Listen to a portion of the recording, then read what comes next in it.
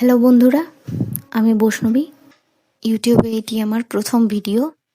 Class 12-এ strong roots নামক একটি লেখা রয়েছে এপিজে আব্দুল কালামের।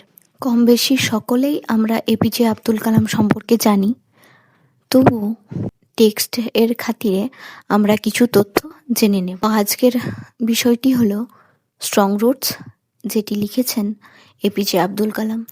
তাকে আমাদের ভারতবর্ষের মিসাইল ম্যানও বলা হয়। তার পুরো নাম ছিল আব্দুল পাকির জৈনুল আবুদ্দিন আব্দুল কালাম। তিনি অনেকগুলো বই লেখালেখি করেছেন। তার প্রধান লেখা বইটি হলো উইংস অফ ফায়ার, যেটি তার অটোবায়োগ্রাফিক্যাল ওয়ার্ক। অটোবায়োগ্রাফিক্যাল হলো সেই লেখাটি যেটি কোনো লেখক বা কোনো প্রখ্যাত ব্যক্তি তার জীবদ্দশায় বিভিন্ন অভিজ্ঞতা এবং বিভিন্ন বিষয় নিয়ে লিখে যান। এছাড়াও তিনি লিখেছেন ignited minds, India 2020, A vision for the new millennium. তিনি আমাদের ভারতবর্ষের 11তম রাষ্ট্রপতি ছিলেন 2001 থেকে 2007 পর্যন্ত। তিনি অনেকগুলো পুরস্কারে ভূষিত হয়েছেন, যেমন পদ্মভূষণ, পদ্মবিভূষণ, ভারতরত্ন। স্ট্রং রুটস নামক যে পাঠ্যটি আমাদের সিলেবাসে অন্তর্ভুক্ত রয়েছে, সেটি তার অটোবায়োগ্রাফিক্যাল ওয়ার্ক উইংস অফ ফায়ারের একটি অংশ। তো আজকের ক্লাসে আমরা প্রথমে অথারের সম্বন্ধে জানলাম। এখান থেকে পরীক্ষার সময় এমসিকিউতে কিছু কিছু কোশ্চেন পেতেই পারি। এরপরে আমরা লাইন বাই লাইন এক্সপ্লেন সহ বাংলা মানে পড়ব। পুরো টেক্সটটি শেষ হয়ে যাওয়ার পরে আমরা এই চ্যাপ্টার থেকে যতগুলো এমসিকিউ প্র্যাকটিস করা যায় আমরা এমসিকিউগুলো প্র্যাকটিস করব। তো কথা না বাড়িয়ে আজকের টেক্সটটি আমরা পড়তে শুরু করি। I was born into a middle class Tamil family in the island town of Rameswaram in the erstwhile Madras state. পুরো লাইনটা এখানে আমরা ছোট ছোট অংশে ভাগ করে আমরা বাংলা মানেটা উদ্ধার করার চেষ্টা করব। I was born into a middle class Tamil family, অর্থাৎ আমি জন্মগ্রহণ করেছিলাম বা আমি জন্মেছিলাম একটি মধ্যবিত্ত তামিল পরিবারে। In the island town of Rameswaram, Rameshwar নামক যে দ্বীপ শহর, সেখানে মধ্যবিত্ত তামিল পরিবারে আমি জন্মগ্রহণ করেছিলাম। ইন দ্য আর্স্টওয়াইল মাদ্রাস স্টেট, এই রামেশ্বর নামক যে দ্বীপ শহরটি সেটি আগে কোথায় ছিল? আগে মাদ্রাস, অর্থাৎ বর্তমানে যেটি তামিলনাড়ু রাজ্য। তাহলে রামেশ্বর কোথায় ছিল কোশ্চেনে আসতে পারে, তাহলে রামেশ্বর ছিল মাদ্রাস রাজ্যে বা পূর্বের মাদ্রাস স্টেটে। বর্তমানে এটি কোথায়? বর্তমানে এটি তামিলনাড়ু রাজ্যে অবস্থিত। My father, Zainul Abuddin, had neither much formal education nor much wealth. Despite these disadvantages, he possessed great innate wisdom and a true generosity of spirit. My father, my বলতে এখানে এপিজে আব্দুল কালাম নিজেই বলছেন। মাই ফাদার অর্থাৎ আমার বাবা, তার বাবার নাম কি? জয়নুল আবুদ্দিন। তার বাবা ছিলেন Jainul Abdeen. Had neither much formal education, তার কিন্তু প্রথাগত শিক্ষা বেশি ছিল না, অর্থাৎ জয়নুল আবুদ্দিনের প্রথাগত শিক্ষা বেশি ছিল না। নর মাচ ওয়েলথ, অনেক বেশি ধন সম্পদও ছিল না বা খুব বেশি অর্থবান ব্যক্তি তিনি ছিলেন না। ডেসপাইট দিস ডিসঅ্যাডভান্টেজেস, এ সমস্ত প্রতিকূলতা থাকা সত্ত্বেও, হি পজেসড অর্থাৎ তিনি অধিকারী ছিলেন বা তার কাছে ছিল, কি ছিল? Great innate wisdom. গ্রেট মানে অনেক বেশি, ইনেট অর্থাৎ ইনবর্ন অর্থাৎ সহজাত, যেটা জন্ম থেকেই থাকে বা সহজাত, যেটা মানুষের মধ্যে আপনি হয়ে ওঠে, সেই ইনেট উইজডম অর্থাৎ সহজাত জ্ঞান ছিল তার মধ্যে। And a true generosity of spirit, এবং একটা উদার, সত্যিকারের উদার মন ছিল তার কাছে। অর্থাৎ পুরো লাইনটা যদি আমরা পড়ি তাহলে কি বোঝা যায়? মাই ফাদার অর্থাৎ জয়নুল আবুদ্দিন অর্থাৎ আব্দুল কালামের বাবার সম্বন্ধে তিনি বলছেন যে তার বাবার হয়তো প্রথাগত শিক্ষা বেশি ছিল না এবং অনেক বেশি অর্থও ছিল না, কিন্তু এগুলো না থাকা সত্ত্বেও তিনি অনেক বেশি সহজাত জ্ঞানের অধিকারী ছিলেন এবং একটা উদার মনের বা প্রকৃত মনের অধিকারী ছিলেন তিনি। He had an ideal helpmate in my mother Ashiamma. তার একজন আদর্শ সহকর্মী ছিলেন আমার মা আশিয়াম্মা, অর্থাৎ তিনি তার স্ত্রীর মধ্যে আদর্শ সহধর্মিণীকে খুঁজে পেয়েছেন। তার স্ত্রী তার আদর্শ সাথী ছিলেন। তার মায়ের নাম কি ছিল? আশিয়াম্মা ছিল। এটা কিন্তু আমাদের এমসিকিউর জন্য ইম্পর্টেন্ট। তার বাবার নাম এবং তার মায়ের নাম এমসিকিউর জন্য আমাদের important. I do not recall the exact number of people she fed everyday, but I am quite certain that far more outsiders ate with us than all the members of our own family put together. এখানে আব্দুল কালাম তার মায়ের সম্বন্ধে কিছু কথা বলছেন। আব্দুল কালাম বলছেন, I do not recall the exact number of people. আমি কিন্তু মনে করতে পারছি না সেই সঠিক সংখ্যক মানুষের সংখ্যা। মানে তিনি বলতে চেয়েছেন যে তার মা প্রতিদিন অনেক মানুষকে খাওয়াতেন, নিজের হাতে খাওয়াতেন, কিন্তু কত সংখ্যক মানুষকে খাওয়াতেন সেটা কিন্তু তার মনে নেই। অর্থাৎ তার মা এতই বেশি সংখ্যক বাইরের মানুষকে প্রতিদিন খাওয়াতেন যে সেই সংখ্যাটা তিনি সঠিকভাবে মনে করতে পারছেন না। But I am quite certain, কিন্তু তিনি একেবারে নিশ্চিত, that far more outsiders ate, তিনি নিশ্চিত যে অনেক বেশি বাইরের লোকজন খেত, অর্থাৎ বাইরের লোকজন যারা খেতেন তাদের সংখ্যা অনেক বেশি ছিল। উইথ আস মানে তাদের সঙ্গে যারা খেতেন, মানে বাইরের লোক যারা খেতেন তাদের সংখ্যা অনেক বেশি ছিল, then all the members of our own family put together, মানে আমাদের পরিবারের যতজন সদস্য ছিলেন তাদের সবাইকে একসঙ্গে মিলিয়ে যতজন ব্যক্তি হতেন তার থেকে অনেক বেশি সংখ্যক মানুষকে তার মা প্রতিদিন খাওয়াতেন। প্রথম প্যারায় তাহলে আমরা কি জানলাম? প্রথম প্যারায় আমরা তার বাবার সম্বন্ধে জানলাম এবং তার মায়ের সম্বন্ধে জানলাম। My parents were widely regarded as an ideal couple.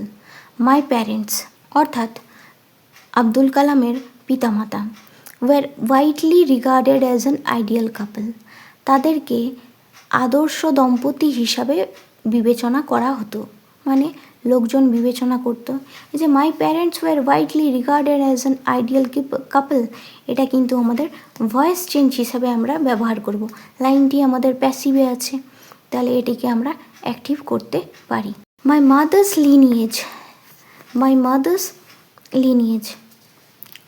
Lineage অর্থাৎ আমার মায়ের লিনিয়েজ মানে বংশ পরম্পরা বা বংশধরেরা ছিল।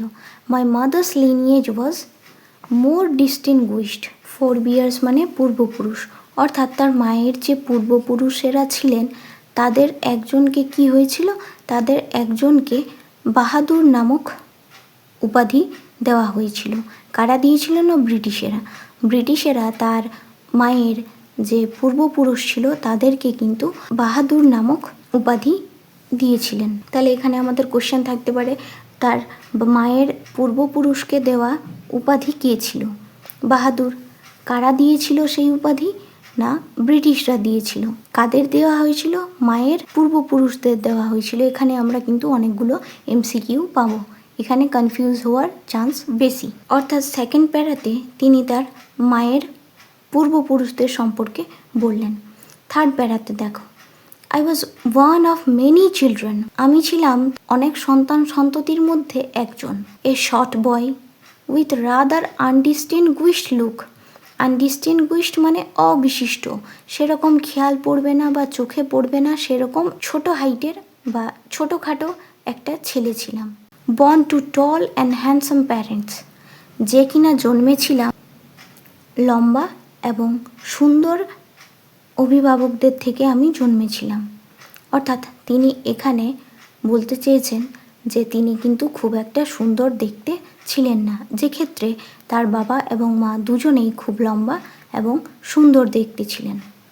We lived in our ancestral house, আমরা অর্থাৎ আব্দুল কালাম তার পরিবারের সঙ্গে তার যে পূর্বপুরুষের বাড়িতে থাকতেন। উইচ ওয়াজ বিল্ট, যেটি তৈরি হয়েছিল বা যেটি তৈরি করা হয়েছিল in the middle of the 90th century, 19 শতকের মাঝামাঝি সময়ে সেই বাড়িটি তৈরি করা হয়েছিল। ইট ওয়াজ এ ফেয়ারলি লার্জ পাক্কা হাউস, বাড়িটি ছিল বড় এবং পাকা বাড়ি।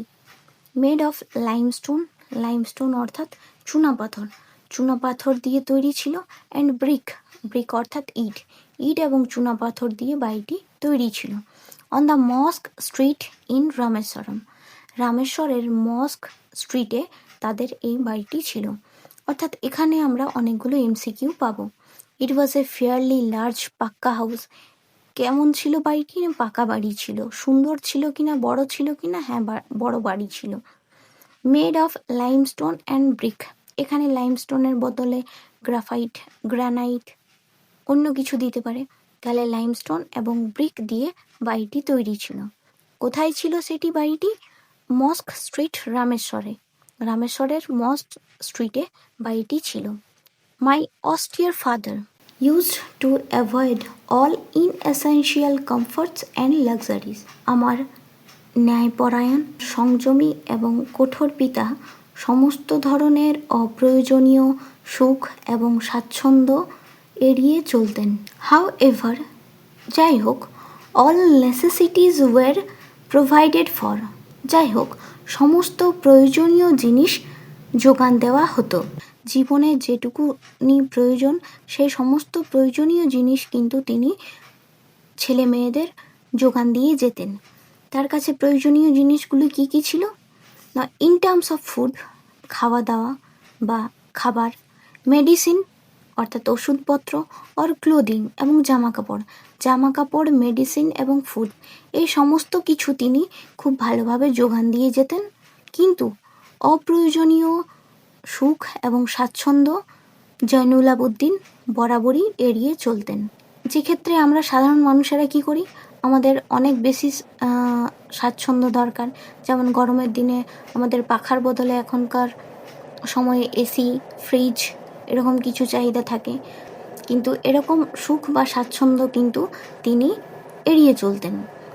তবে যেটুকুনি দরকার জীবনে, যেমন খাবারের ক্ষেত্রে, ওষুধপত্রের ক্ষেত্রে এবং ক্লোদিং অর্থাৎ জামা কাপড়ের ক্ষেত্রে, এগুলো কিন্তু তিনি সমস্তটাই পরিবারকে অর্থাৎ ছেলে মেয়েদের তিনি যোগান দিতেন। In fact I would say mine was a very secure childhood, materially and emotionally, এমনকি আমি বলবো যে আমি খুবই নিরাপদ একটা বাল্যকাল পেয়েছি। ম্যাটেরিয়ালি মানে বস্তুগত দিক থেকে এবং ইমোশনালি মানে আবেগগত দিক থেকে। বস্তুগত দিক থেকে অর্থাৎ যে ওখানে তিনি বললেন যে যা কিছু জীবনে প্রয়োজনীয় ছিল তিনি সমস্ত কিছুই বাবা তাকে যোগান দিত বা তাদের যোগান দিত, এবং আবেগগত দিক থেকেও তিনি বাবা মাকে সবসময় কাছে পেয়েছেন। মানে একটা শিশুর যখন যেমন চাহিদা সেই অনুযায়ী কিন্তু মনের দিক থেকে তারা তার পাশে সর্বদা ছিলেন। পরের প্যারাতে আমরা পাবো I normally ate with my mother. I অর্থাৎ এপিজে আব্দুল কালাম, আমরা বুঝতেই পারছি। I normally ate with my mother, আমি আমার মায়ের সঙ্গে সাধারণত খেতে বসতাম। Sitting on the floor of the kitchen, kitchen অর্থাৎ রান্নাঘর, রান্নাঘরের মেঝেতে বসে আমরা খাবার খেতাম। She would place a banana leaf before me, তিনি আমার সামনে একটা কলা পাতা রাখতেন। অন হুইচ, যেটাতে she then ladled rice and aromatic sambar, যেখানে তিনি দিতেন মানে বেড়ে দিতেন ভাত এবং অ্যারোমেটিক সাম্বার, সুগন্ধিযুক্ত সাম্বার। এ ভ্যারাইটি অফ, যাতে বিভিন্ন ধরনের আকার ছিল বা আকার থাকতো। হোমমেড পিকল, বাড়িতে তৈরি আচার। And a dollop of fresh coconut chutney, coconut chutney অর্থাৎ নারকেলের চাটনি। এ ডেলপ বলতে একটা ছোট চামচের থেকে একটু বড় অংশে এক হাতা, অর্থাৎ তার মায়ের সঙ্গে তিনি যখন খেতে বসতেন তখন কি কি খাবার তার পাতে পড়তো সেই লিস্ট কিন্তু তিনি এখানে উল্লেখ করেছেন। তাহলে এগুলো কিন্তু আমাদের এমসিকিউর জন্য প্রয়োজনীয়, এগুলো আমাদের খাতায় নোট করে রাখতে হবে যে কলা পাতার থালাতে তিনি খেতেন, সেখানে ভাত, অ্যারোমেটিক সাম্বার, বিভিন্ন আকারের সাম্বার ছিল। এখানে homemade pickle, a dollop of fresh coconut chutney, এগুলো কিন্তু এমসিকিউর জন্য আমাদের খুবই প্রয়োজনীয়। আজকের জন্য ভিডিওতে এতখানি থাক। পরে যখন আমরা পড়ব, এর পরবর্তী অংশ থেকে আমরা লাইন বাই লাইন বাংলা মানে এক্সপ্লেন করে পড়ব। যদি ভিডিওটি ভালো লেগে থাকে অবশ্যই জানাবেন। প্রথমবার ভিডিও করছি, তাই কিছু কিছু জায়গায় হয়তো ভুল থেকেও যাবে। আপনারা সেগুলো নিজ গুণে ক্ষমা করবেন, এবং যদি ভালো লেগে থাকে তাহলে অবশ্যই পরবর্তী ভিডিওর জন্য জানাবেন। আমি খুব তাড়াতাড়ি অন্য পর্বে বাকি অংশটা নিয়ে আসছি। তারপরে আমরা পুরো টেক্সটটা শেষ করার পর এমসিকিউ প্র্যাকটিস করব। আর যদি ভালো লেগে থাকে তাহলে সাবস্ক্রাইব করে পাশে থাকবেন, যাতে করে আমার পরবর্তী আপডেটগুলো পেয়ে যান। Thank you.